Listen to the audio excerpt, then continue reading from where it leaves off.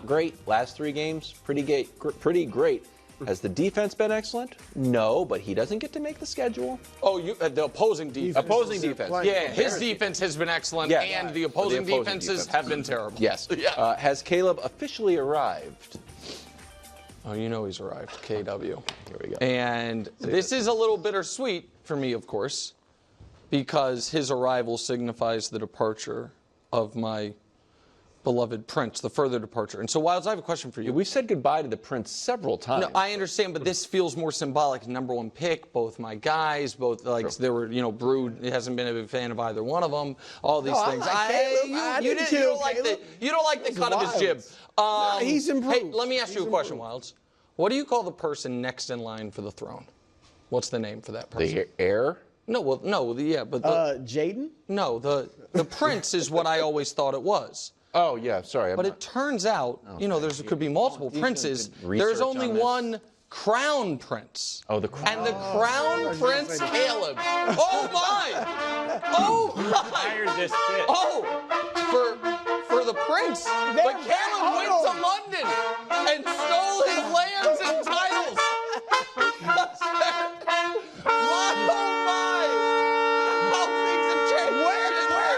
Loyalty. Loyalty. I mean, I love these guys. I love them too. It turns out my monarchical history was incorrect. I was thinking Prince meant he was the next one. Yeah. But younger brothers, other things. There's only one crown prince. Of course, we know the king is Patrick Mahomes, and the heir apparent, yes, he's arrived. We all know it. You all saw it. He had what, Coach? 10 rough quarters of football before he started doing all the things you asked him to do. Not as many procedural errors. Figuring out the pre-snap organization. Poise in the pocket. Poise in the pocket. Delivering dimes. And now, after a bye, he gets to go take on Jaden. He'll win that game. Wilds will be like, well, actually, that's 4 straight bad defenses he's cooked up. And then the Cardinals. And then the Cardinals. And oh, my, as Brew would say, oh, my. So, yes, he has officially arrived. By going to England, he has officially arrived. Look, go ahead, Coach. First of all, isn't there like a Drake curse with sports? There might be a Wright curse with quarterbacks. Oh, yeah, Patrick Mahomes. It's really hurt him. It's really hurt Patrick Mahomes. We sat through years of the Prince that was promised, and now you just dropped him like a bad habit. I know. He's gone, and now you're trying to give that nickname to this guy. I felt like Caleb really had a chance to skyrocket until Nick started giving him the nickname. But your real analysis is you like him. Well, here's what I liked. I like the fact that every play doesn't have to be a big play. Yes. He's taken what's there. There's so much more poise in terms of going through his read progression. I thought the 2 throws they had to Keenan Allen were awesome. Yeah. Really, yeah, they were the throws that you saw in college that made you say, wow, and appreciate his talent. And so to see those types of throws without all the other stuff that's been going on. And then I thought his interview was also showed a lot of maturity. That's what I'm talking about, Coach. Because I said, look, that was what he had Brew been the didn't weak like. link. Yeah, like you said, the cut of his jib, the way he was acting. I think his last few weeks he's shown a lot more maturity and looks great on the podium, the things he's saying. I'm going to give him major credit, though, because, look, you can say Jaden, even C.J. Stroud last year, they came out of the gate, like, right away, and they were like, oh, they're ready for the NFL. He, first couple games, struggled to adjust this quickly. You generally don't see, like, you might see a guy have a bad half season and then, like Jordan Love last year, then start to adjust. This guy, for him to improve over the past, few games. Like, it was 3 games, basically. He got better. Why do I don't want to play this role. Do it, Wild. I'm just saying he's improved. Everyone looks good against Jacksonville. But the last 2 games he's played touchdowns. So I'm not saying he's going to be all I don't want to be that guy. I agree. I agree with you, but the schedule. Okay. He's improved as the schedule has. Yeah, but that's part of sometimes. That's why before the year we talk about strength of schedule. We talk about teams that have a softer path. I know. And well, as look, bad as they all got to play those division teams. Yes, all 4 of the teams. So. The first ever rookie game with 4 touchdowns and this high of a completion percentage on that many attempts. First time any rookie ever. Jacksonville's not the worst defense any rookie's ever played. He's clearly on the ascent. He's clearly the crown prince, which is why, gentlemen, play us off if you would. No, okay, I'm not listening to those horns anymore. Okay, let's talk about this. I just want to attack Wild's point first before I kind of go into a deeper dive. Because I've said this now a lot, because a lot of people have said this about Caleb actually for his last couple of games in terms of the defenses. And the one thing that I keep saying is I do not care about the quality of defenses, because these are rookie quarterbacks, okay? And so you're right. If we're talking about seasoned veterans, absolutely right. Having praise for having a 4-touchdown game and 5,000 yards in a game, like, it doesn't matter if you're playing really bad trash defenses. Then yes, then it's like we can drill into that and be like, okay, well, this is what they do. But those are experienced veterans, right? You're talking about Patrick Mahomes, Joe Burrow, Lamar Jackson, Josh Allen. Yes, those guys know how to pick apart those defenses. A rookie does not, okay? So a rookie being able to do this type of stuff, to me, is still very impressive. Because the truth is that you have legitimate seasoned veterans who are not of that top level, who I just mentioned of those quarterbacks, who can't do this all the time. They can maybe have a game or two where they even do that, but like, they can't do it consistently all day, every day. So to have Caleb be able to do that, and we've seen Jaden do it as well, it is absolutely impressive and deserves credit. Like, it doesn't have to be, well, everybody looks good against the Jacksonville Jaguars. That's not always 100% accurate. If we were trying to really zero in, and we were like, we are trying to compare Caleb Williams and Jaden Daniels right now, right? We had to pick for whatever reason, for some made up reason, why Jaden is better or why Caleb is better. Then we can dig in and say, look at this defense, right? Then that would make sense. I'm not interested in doing that personally. But if we're just talking about, hey, how does Caleb look right now? Look at his progression throughout the season.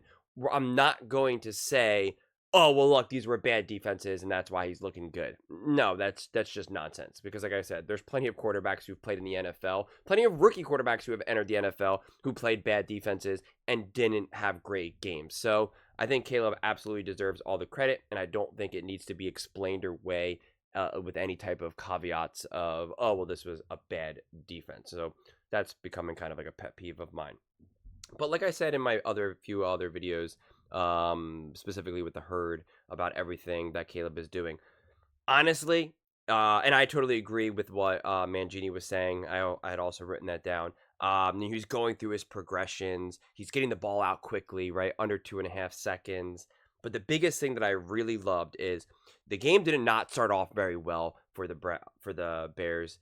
Opening drive, right, 3 and out. Jags opening drive, they really easily score all of that. Or they were lucky that they didn't even have a touchdown because of the drop.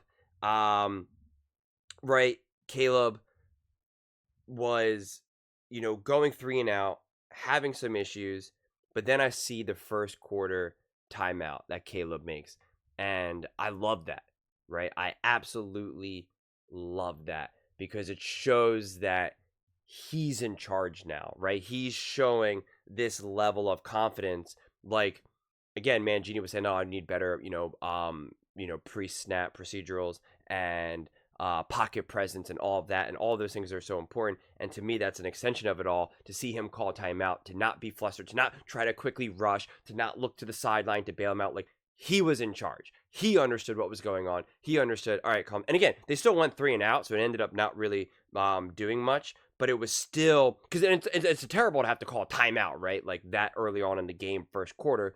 But the fact that he had the confidence to do it and felt like he was in control and empowered, to me, that is honestly more impressive than a lot of these other throws and some of these other things that he did. Not to say that those other things weren't awesome and impressive, but I was always expecting Caleb to be able to do those things, right? I'm expecting him to be able to make some beautiful throws, to be able to escape and buy time and move around the pocket and do all those things. It's some of these other little things, like being in control in the moment, is what you're really expecting someone to have to learn to grow into. So to see Caleb do that, to me, was something that really stood out to me. And, so much of this was really built off of the run game, which, again, even Kurt Warner pointed out, right? Like, they got the run game going. They had some short screen passes, and then that opened up the field. And so what I loved about this game from Caleb, he obviously had some amazing passes and some amazing plays to Komet and company. But it was really just the fact that the big, exciting chunk plays that he had was plays that were given to him, right? It was the game came to him. Earlier on in the season, they were really trying to force the ball down the field, right? He's throwing into like double, triple coverage down the field, or he's scrambling and throwing the ball, and it's just like, what are you doing? Like, I get what you're trying to do, but what are you doing? Seeing him now be able to, again, use the run game, short screen passes, right? Some just nice, and when I say easy throws, it's not to say that these are just simple, like 2-yard passes. It's just what the game is giving you. And then when you have someone down the field, then when you have some of these moments, you're able to actually take advantage of them. And again, that's just such a more organized, controlled way to play the game. And again, I mean, the results don't lie. And again, I don't care who you're playing, who your defense is. Those are still smart, great decisions that earlier on the season, that offense, whether we want to blame Caleb or whoever, honestly, it doesn't even matter to me at this point.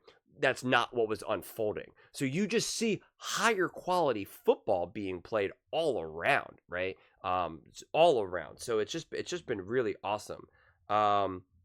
He's obviously using his legs more, the way how he's been, again, buying time in the pocket, scrambling, and he's scrambling. He's looking to throw, but then obviously still getting 56 rush yards. He had the big run to the 2-minute warning, in which I wrote, he was great because he was still looking at pass, even after a bad interception, no panic. I just think it was just a lot of honestly great moments. I think the team as a whole just played really, really well. And again, 29 carries for 152 yards, and 56 of those yards came from Caleb. There's just a lot to be desired.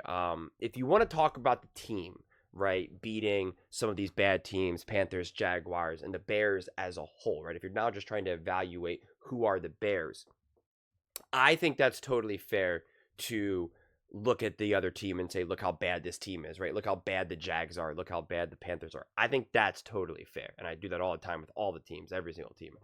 But I don't think it's as fair when you're trying to evaluate your rookie quarterback. So if you were trying to say, who are the Bears right now? Are they a great team? Look what they're doing. They're 4-2. I think it's totally fair to say, yeah, but they beat the Panthers. Yeah, they beat the Jags, right? Like, I think that's fair. But evaluating Caleb, I do not think that's fair. That's like just trying to find hate.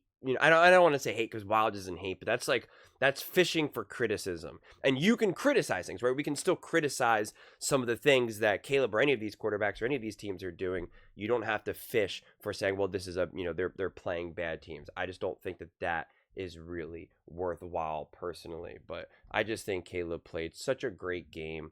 There's really not much that you could criticize. Quite frankly, you really, really can't. The team just feels like they have that momentum. They have that belief in Caleb as well. Because I think when Caleb got off to the start that he got off to, and right or wrong, it's just what kind of starts to happen, is that there is that panic. I don't think Caleb was panicking. I don't think necessarily the coaching staff was panicking. Maybe some of the true bona fide players on that roster who obviously have some legitimate experience weren't panicking, but you still had enough, the lower level coaches, the lower level players who were like, man, is Caleb a bust? Is Caleb really not that good? Oh, man, he's just a rookie, man. This season's going to be long, right? Like, you have some of that. You have some of those, but you saw the media do it. You saw some fans do it, right? Caleb wasn't playing so great. And I'm like saying, no, he's actually getting better. He's actually looking good. And people were yelling at me in the comments, oh, you're just, you're delusional. You're just, you're just a fanboy or whatever. Apparently I'm from Chicago now. And it was just like, no. I know, I promise you, other players were feeling that way too. Other members within the organization, whether the suit and tie executives or the front office, or whether other players and stuff, like you start to feel it, you start to question it. You're gonna come home to your wife or whatever, and your wife's gonna be like, "Oh, Caleb looked real bad. Is he gonna get better?" And you're like, "Yeah, I hope so. He should." But you just technically don't know, right? You really don't know. That is kind of the whole issue with the draft. Nobody actually fundamentally knows.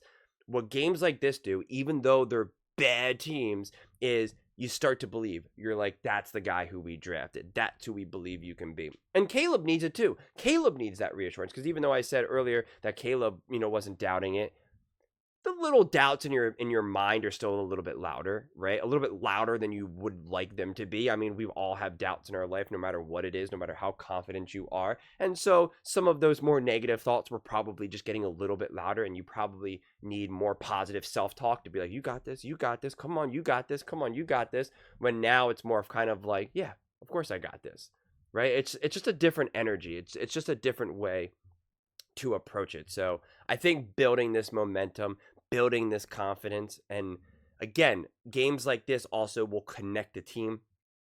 Going to London in general, I talked about this before, going to London and having that type of moment is just really fun for a team. You're traveling, you're doing something unique and different. That alone is really going to connect your team. But when you have a big win, your rookie has a big moment, that's also going to collectively bring people together. And it's like I talk a lot about these teams, it's family building, right? Like the more your team can actually become more like family based, it's just the more resilient you are to adversity. And sorry, Chicago Bears fans, but you see this with the Detroit Lions, right? Like you see that family. They're not just a team, they're a family. And you see the lack of family in other teams, like the Dallas Cowboys, the Philadelphia Eagles. I see some family with the Washington Commanders. I see the family with the Chiefs, but the Chiefs kind of are similar to the Warriors, where they have their nucleus, right? Spags, Reed, Kelsey, Mahomes, and everyone else is kind of just like visitors, kind of in a way. So it works because their nucleus is such a ferocious beast. But it's just again, like if you really watch the games, you see how they interact, you see how they talk, you see what they say about each other when they are kind of being interviewed and stuff. And these moments, you have so much more unique moments being abroad like this than you normally would have on a regular Sunday, playing against a random team in the NFL like the Panthers, that really, I think, also expedite this whole family building process that I really think bodes well for not only the Bears as a whole, but also having Caleb feel more comfortable, more supported more quickly, right, throughout the season, which then bodes well when they start to face some true adversity, which they are. The Packers are going to be tough. The Lions are going to be tough. The Vikings are going to be tough, right? Like the NFL is going to get tough for the Bears in general, but also Caleb Williams. And so the sooner you can kind of really build that strength and that foundation, the better off they will be. So I'm definitely really excited to see how these games unfold. I'm really excited for the Washington Commanders versus Jaden Daniels. I think that'll be a tough game. I know Nick Wright is kind of just shooing that away. It's like, oh, that's a win. I mean, that should be a really tough game. Make no mistake about it. You got two rookie quarterbacks who really want to prove themselves. So from my viewpoint, that game will probably come down to which coaching staff can control their rookie better and understand, hey, we know you want to prove, right? Like Jaden, we know you want to prove that you're the number one pick. And Caleb, we know you want to prove that you're the number one pick and that you're the rookie of the year. But like, we got to do what's going to be best for the team. We're trying to win this game, not have a Caleb highlight show, not have a Jaden highlight show. So to me, it'll come down to which coach puts their rookie in the best position to succeed and make sure that they don't hurt themselves. So that'll be that's going to be an awesome game to see it unfold, quite frankly, because both those quarterbacks are going to want to put on a show and again prove who they are.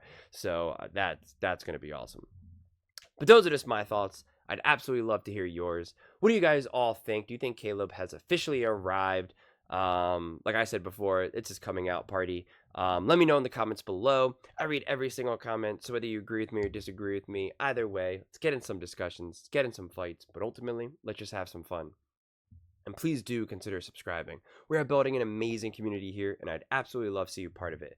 I want to build something that we all genuinely feel connected to. something that we're really excited to be part of, and I think we're well on our way to doing it. And please don't forget to give this video a thumbs up, as it really does help with the visibility and the algorithm. Thank you so much, and see you next time.